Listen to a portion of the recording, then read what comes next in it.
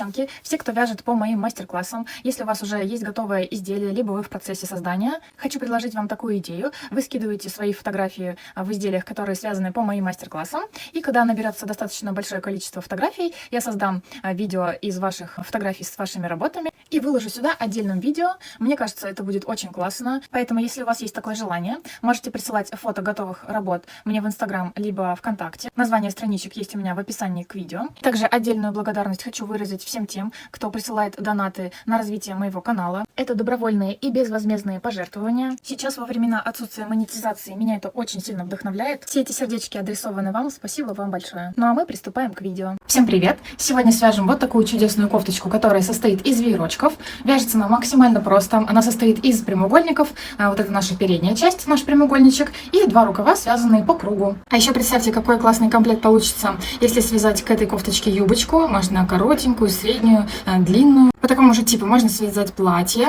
И нереально получится кардиган. Вот если мы свяжем нашу спинку, ну, как обычно мы вязали, посмотрите в других мастер-классах, а потом чуть меньшего размера вот эти две половинки, также просто обычные прямоугольники, также обычные прямоугольники, вот эти наши рукава. Делаем обвязку рукавов, ворота, здесь по низу я забыла нарисовать резиночку, вот из этого мастер-класса выбирайте любую, получится просто наишикарнейший кардиган. Я использовала пряжу Gazal Baby Cotton в 50 граммах 165 метров, 65% катон, 40 акрил. Вот эти три цвета я сейчас напишу на экране, и точный расход напишу в описании под видео. Я использовала крючок 3,5, вы можете вязать абсолютно любым вам удобным, 3, 3,5, 4, 4,5. Это зависит от того, насколько плотную вязку вы хотите получить. Чем меньше крючок, тем более плотная вязка получается, и наоборот. И еще в конце видео покажу, как я связала такой бантик. И каким образом будем вязать? Для начала свяжем вот эту вот деталь. Она у нас будет либо в виде прямоугольника, то есть сзади, либо спереди вы сможете сделать шнуровку, чтобы она застегивалась на пуговички, либо на петельки. Либо можно эту деталь сделать полностью замкнутой. И далее к этому прямоугольнику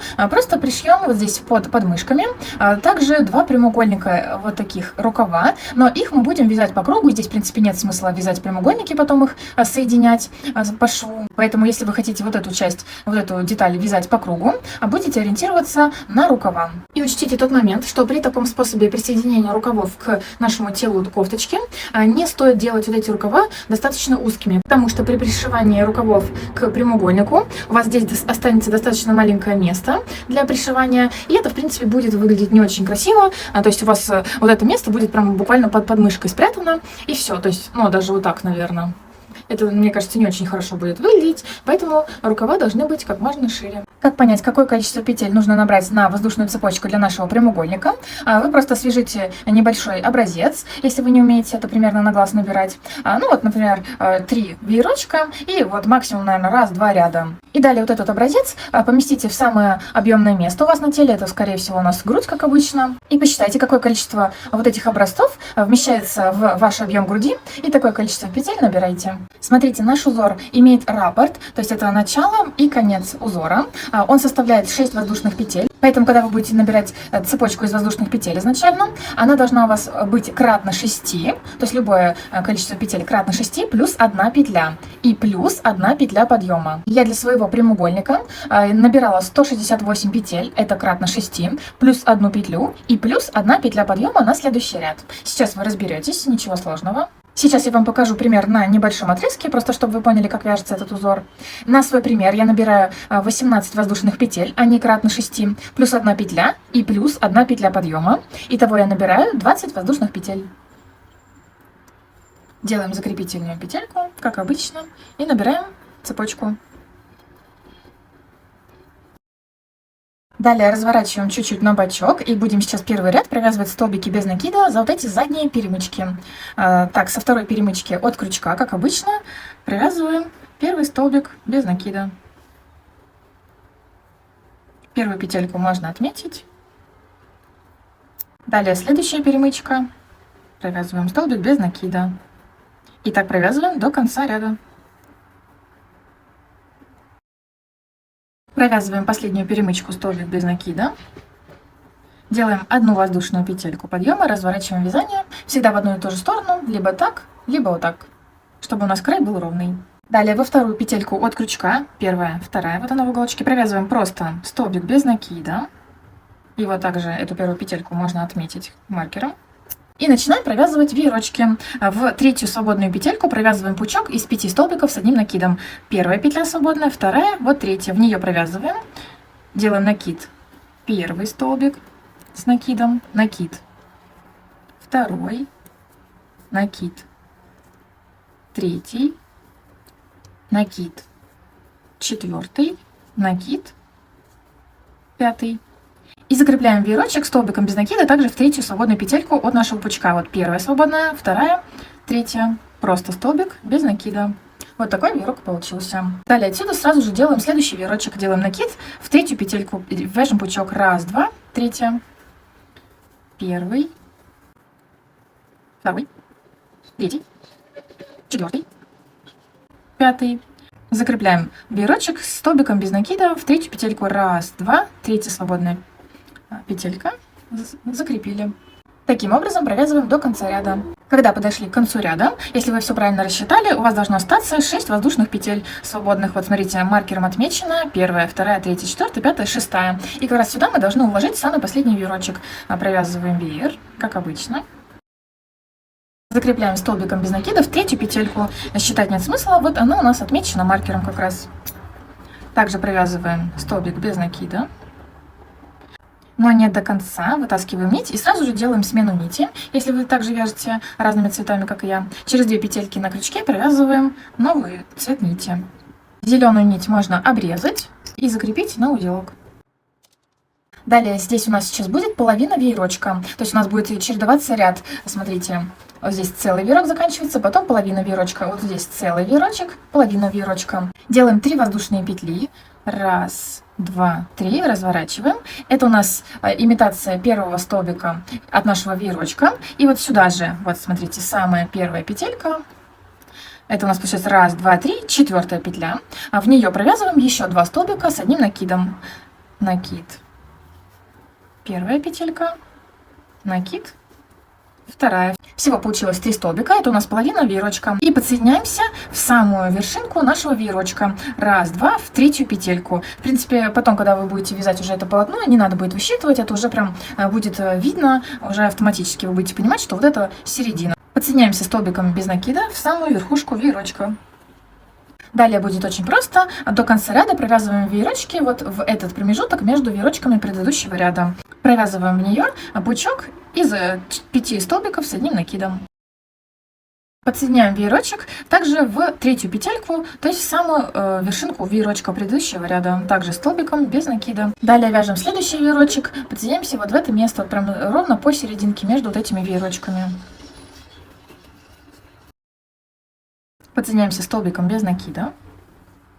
И когда подошли вы к самому концу ряда, здесь также в конце провязываем половину веерочка, так же, как и в начале. Делаем накид, и вот в самую последнюю петлю, отмеченную маркером, провязываем 3 столбика с одним накидом. Первый,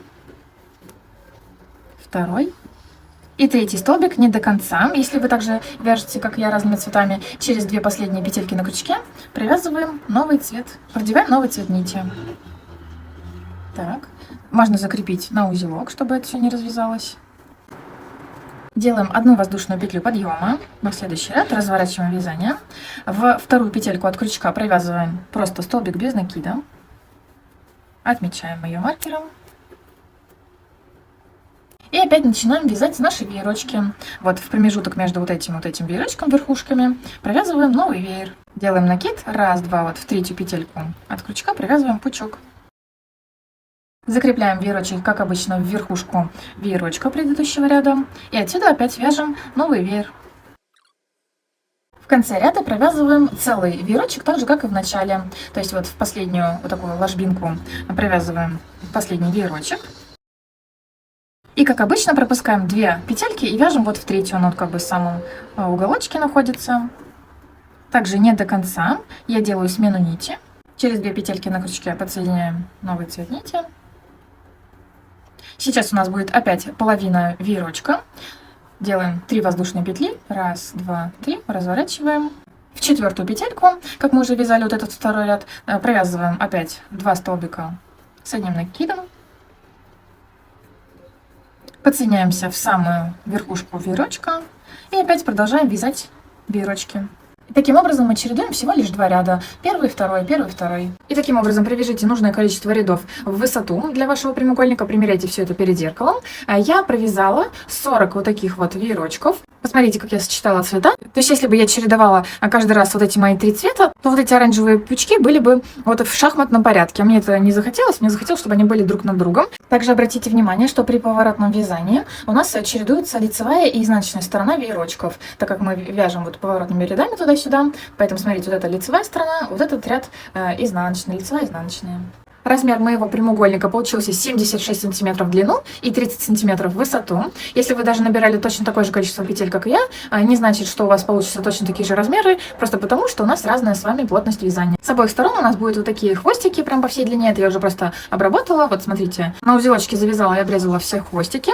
Смотрите, как это лучше всего сделать. Уводите вот эти хвостики чуть дальше от края, наизнанку, то есть чтобы мы не обрезали вот прям, и они, вот эти узелочки не были прям на самом краешке. Просто вот так чуть-чуть подальше уводите наизнанку и завязывайте на узелочки и отрезайте. Вот таким образом получится с лицевой стороны. И вот такой прямоугольник у нас получился. Вот это у нас лицевая сторона. Складываем вот так их пополам. Еще раз померьте перед зеркалом, все ли вам нравится. И смотрите, к примеру, если вы вдруг ошиблись немного, и у вас прямоугольник получился слегка маловат, то есть он у вас так не сильно прям состыковывается, да, на теле, ничего страшного.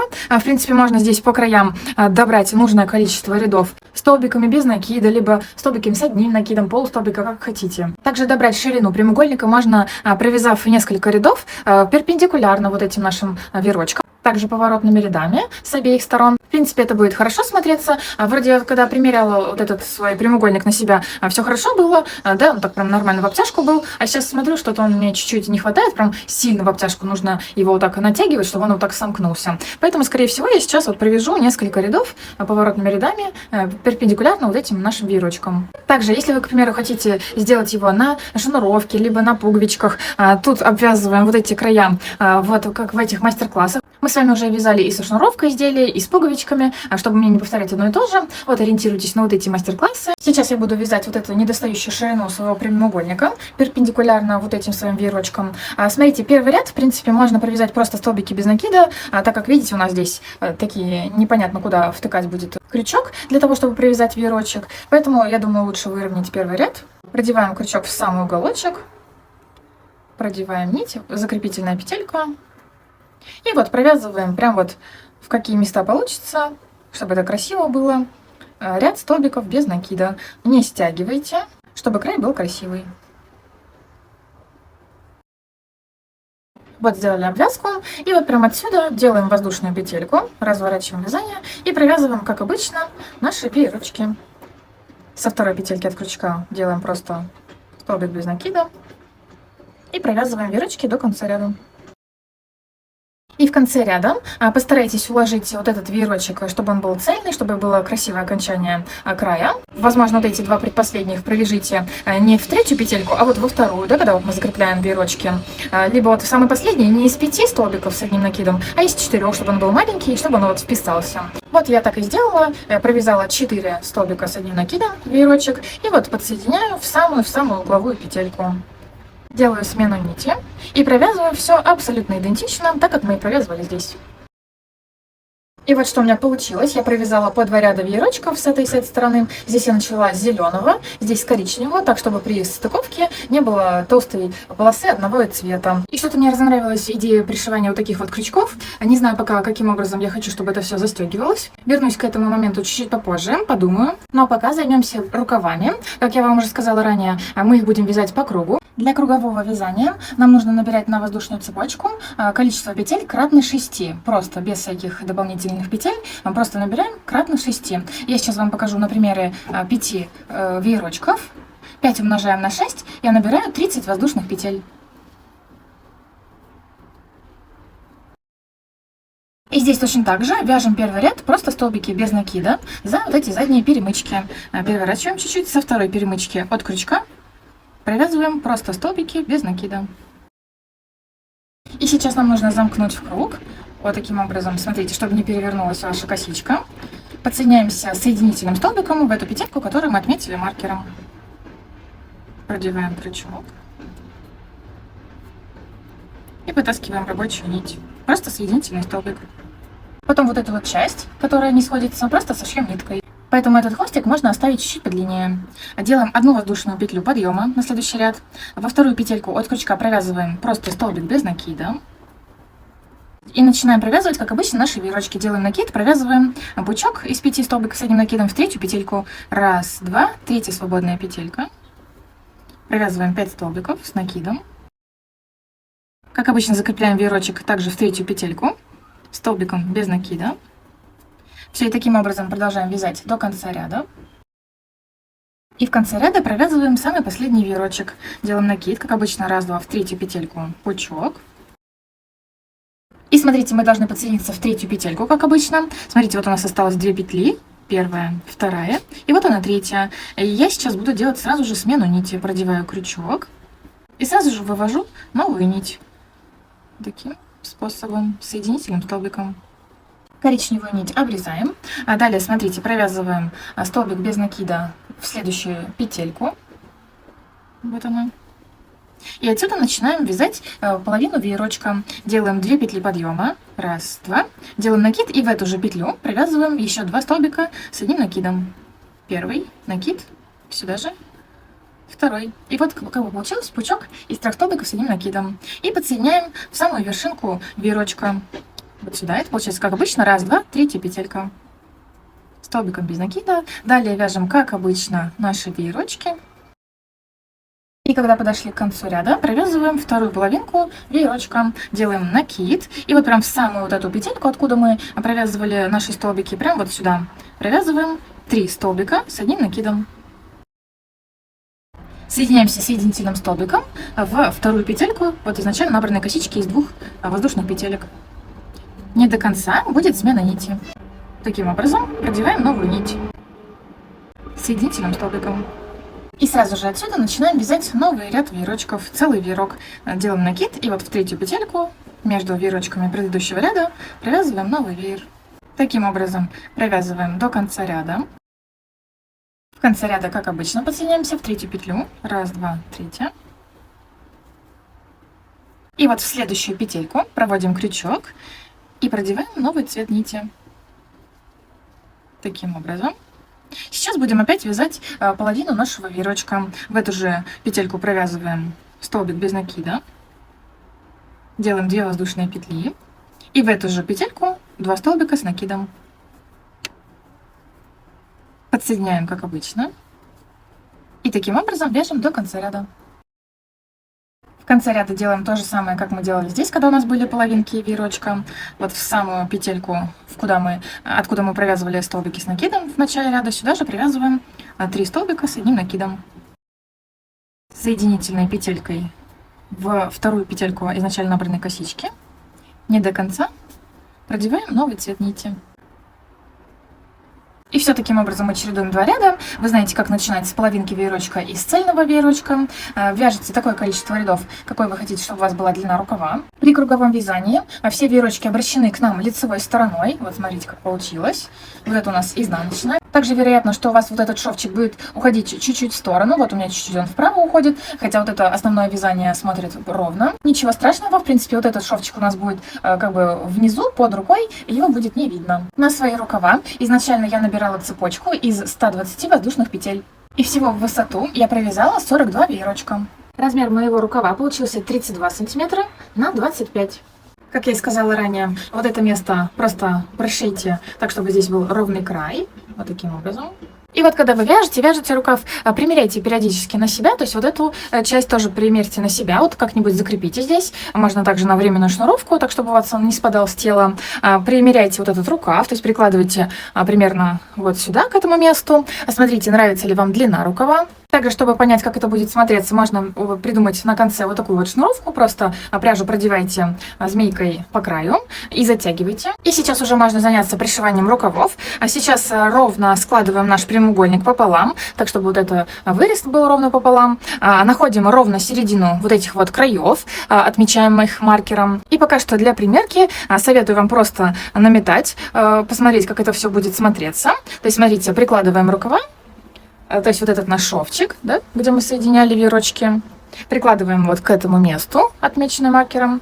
Все, и вот таким образом складываем. Смотрите, какое количество пучков вам нужно здесь сшить. Примеряйте это каждый раз. Вот так вот сшили, смотрите, примеряйте все это на себя. И после примерки, когда вам все понравилось, можно убрать вот этот шов и начинаем пришивать нормально. Вот смотрите, это мой прямоугольник, это мой рукав, прикладываю также. И вот на моем прямоугольнике я буду соединять их в количестве 4 своих веерочков. Раз, два, три, 4. Вот этот вот отрезок. У вас, возможно, это будет побольше, поменьше, как вам будет удобно. Смотрите, продеваем крючок. Я думаю, надо вязать не прям вот за самые крайние петельки, чтобы они потом не вытянулись впоследствии, а вот как-нибудь продевайте вот за 3, например, петельки, чтобы это все было попрочнее. Продеваем крючок здесь на прямоугольнике, потом на рукаве. Продеваем нить. Делаем закрепительную петлю. Я буду сшивать соединительными столбиками. Мне так удобнее. Шов не затягивайте, чтобы он у нас не стягивал изделие в этом месте. И в конце можно просто сделать закрепительную петельку, нить обрезаем и закрепляем. Далее можно заняться нижней частью рукавов. Я сейчас буду по краю с изнаночной стороны пускать вот такую эластичную резинку. Это шляпная резинка, мы с вами ее уже использовали ранее. В принципе, если у вас ее нет или вы не хотите ее покупать, я думаю, можно обойтись и обычной пряжей. Просто так же, как я сейчас, пустите вот здесь ее по краю с изнанки, так, чтобы здесь ее не было видно. Вот просто с изнанки продеваем в любое место, куда вам понравится. Так, чтобы эту резиночку не было видно, либо пряжу с лицевой стороны. Все. И так по кругу пускаем змейкой. Вот я полностью проделала резиночку с изнаночной стороны. Ее не видно, прям отлично получилось. Хорошо, конечно, когда резинка совпадает с цветом пряжи, либо, например, чтобы она черная была. Ну, в принципе, отлично выглядит. Оставим так. И вот смотрю, и прям хочется еще побольше увеличить длину рукава. Поэтому я сейчас распущу это и довяжу какое-то количество рядов. А так, если вас все устраивает, просто завязываем на узелок и обрезаем нить. Таким образом, для рукава я добавила еще 4 ряда веерочков. Почти все готово. И у нас остался вопрос вот с вот этим вот местом. В зависимости от того, насколько широкий у вас рукав, возможно, он у вас хорошо сидит, не спадает с плечиков. У меня рукава широкие. Вот от этого уголочка, где мы пришивали рукав к прямоугольнику, по всему вот этому рукаву и до задней части, я точно так же сейчас буду продевать вот эту вот резиночку, для того, чтобы у нас рукав стянулся, хорошо сидел на плечике. Я думаю, точно так же можно сделать и пряжи, если у вас нет такой резинки. Вот таким образом я пустила эластичную нить по краю. Здесь не подошла такая белая толстенькая эластичная резинка. Я использовала вот такую в 2 сложения. Если после примерки у вас все равно спадают с плечиков вот эти наши рукава, можно придумать какую-нибудь такую красивую завязочку. Она может состоять как просто из воздушной цепочки, из петель, то есть просто набираем нужное количество петель. И вот такую воздушную цепочку просто привязываем с этой стороны с изнанки. Либо можно связать вот такую вот ленту, которая очень подходит по стилю нашей кофточки. Делаем кольцо амигуруми, скользящую петлю, либо волшебное кольцо. Вот так обхватываем 2 пальчика. Продеваем крючок, вытаскиваем нить, делаем закрепительную петельку. Кстати, вот этот кончик можно оставить чуть-чуть подлиннее. Им же мы будем пришивать ленточку к кофте. Так можно чуть-чуть подтянуть. Делаем 2 воздушные петли. Раз, два. И в это колечко провязываем 2 столбика с накидом. Накид в колечко. Первый столбик, накид в колечко, второй столбик. Кольцо затягиваем. Вот что получается. Разворачиваем вязание, не делаем никаких петель подъема. И вот сразу же в самую первую петельку провязываем соединительный столбик, то есть как бы подбираемся к серединке вот этого пучка, чтобы от него сразу же начать вязать другой пучок с серединки прям. Далее вот следующую петельку проводим, соединительный столбик, делаем 2 воздушные петли и в эту же петельку провязываем еще 2 столбика с накидом. То есть у нас как бы будет ленточка состоять из пучков одинарных. Вот, пучок над пучком получился. Далее опять чуть-чуть разворачиваем, сразу же в первую петельку провязываем соединительный столбик. И в следующую петельку тоже соединительный столбик. Делаем 2 воздушные петли. И в эту же петельку провязываем 2 столбика с накидом. Все, и вот таким образом у нас получается ленточка. Провязывайте нужное количество вам пучков в длину. Потом, когда провяжете нужное количество рядов, получится вот такая деталь. Она у меня, видите, здесь тоньше, потому что я потом очень сильно ее вытянула и прогладила. И за счет этого она стала уже. Мне кажется, она так намного лучше смотрится. И что касается вот этого места, которое я сказала, чуть попозже подумаю, как это можно сделать. Я хотела сначала сделать молнию вшить, потом мне стало лень. В итоге я остановилась на обычной шнуровке. Если честно, не заморачивайтесь, вяжите вот эту часть просто по кругу. Здесь нет смысла делать никаких ни пуговичек, ни шнуровок. Просто делайте по кругу. Я бы так сделала. Почему я сделала здесь разрез? Я, если честно, думала пришить какие-нибудь красивые пуговицы. Я даже видела в магазине очень подходящие по стилю сюда пуговицы. Но потом посмотрела, что полотно и так слишком самостоятельно яркое вот за счет вот этих пучков. Пуговицы здесь были бы не очень уместны. Этот шнур самая обычная цепочка из воздушных петель. Просто набираете нужную длину и продеваете вот в основание вот этих вот пучков и шнуруете. И смотрите, что касается бантика, набирайте нужное количество петель столько, сколько вы хотите, чтобы была ширина вашего бантика. Вот она у меня составляет 2 бирочка. Далее вот провязала 22 ряда, затем развернула и просто в обратную сторону начала провязывать такое же количество рядов. Смотрите, примеряйте периодически так, чтобы вам нравилась длина и вот размер вот этого бантика. То есть вот так примерно прикладываете, смотрите, как это все выглядит. И сейчас мне хочется провязать окантовку, да и в принципе выровнять вот эти неровные места. Просто один ряд столбиками без накида, прямо вот подсоединяемся в абсолютно любом месте и обвязываем просто столбиками без накида. Вот что у нас получилось. Также с изнаночной стороны можно прогладить утюгом, чтобы выровнять все вот эти края, для того, чтобы и бантик был ровненький, красивый. Обрезаем нить небольшим хвостиком, для того, чтобы мы сшили вот эти 2 края. Просто самым обычным способом, либо иголкой, либо крючком, как вам удобно. Вот что у нас получилось. Далее укладываем так бантик, как вам хочется. И вот так красиво как-нибудь складываем, чтобы красивые складочки получились. Вот так поправляем все. И смотрите, сейчас можно сделать несколько вариантов. Например, вот таким образом взять и обмотать в несколько рядов, много-много раз обмотать, так, чтобы это было красиво, чтобы вот такая была серединка. Примерно вот такого плана. Либо можно связать небольшую полосочку с столбиками без накида прямоугольник, обогнуть бантик и также вот пришить, соединить с изнаночной стороны. И вот такой бантик у нас получился. Сзади можно приделать какую-нибудь заколочку, пришить резинку, либо шпильку. Наша кофточка полностью готова. Всем спасибо за просмотр. Всем пока!